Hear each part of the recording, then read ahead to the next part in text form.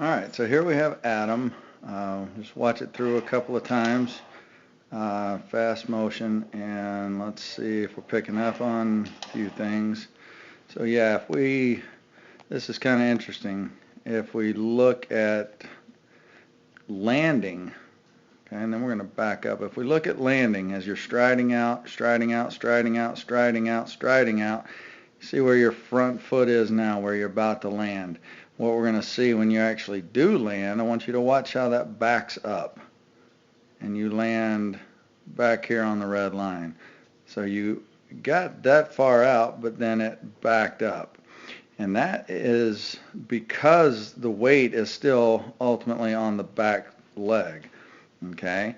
The other big thing I noticed with you, Adam, is we talked about segmented rotation. Okay, so we talk about get a marker here, but we talked about the lower half going first, and then the upper half going next, and then the shoulder.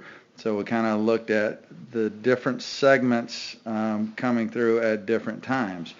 What we want to uh, start working on. I'm going to give you a couple of drills that you can work on to focus on those two areas.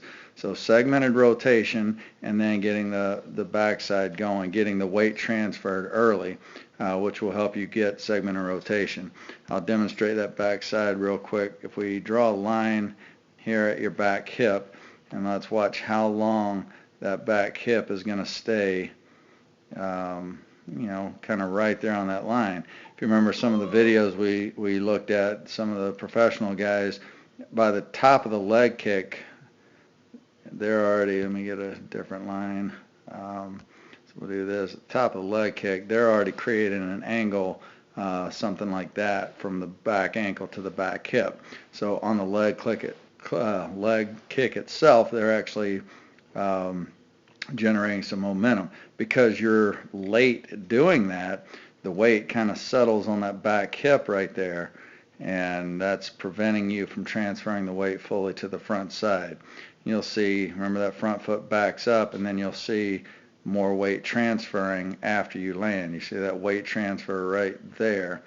Okay, so what we want to work on are these two drills. The first one is, I want you to go ahead and set your lower half, okay, set your lower half with both feet pointing towards the target. We might want to cheat the back foot up a little bit if you have to, but I want this back hip or this back foot have the shoelaces turned towards home plate.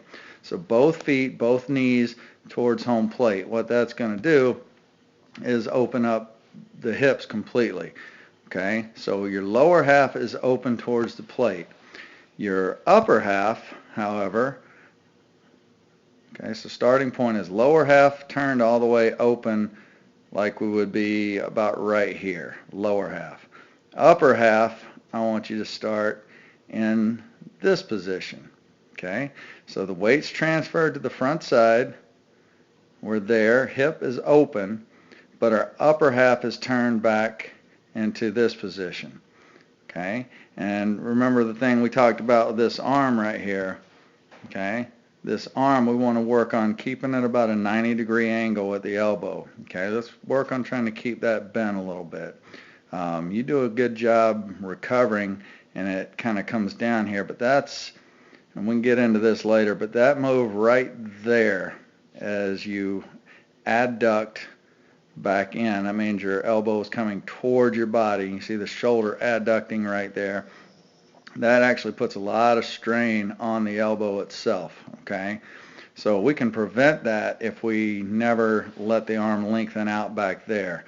So I think if you'll work on starting at a 90-degree angle, again, lower half is in this position, upper half is in this position, 90-degree angle. Concentrate, let your intent be strong front side, okay? So you're right here, and all we're going to do is then rotate the trunk around and make some nice easy throws.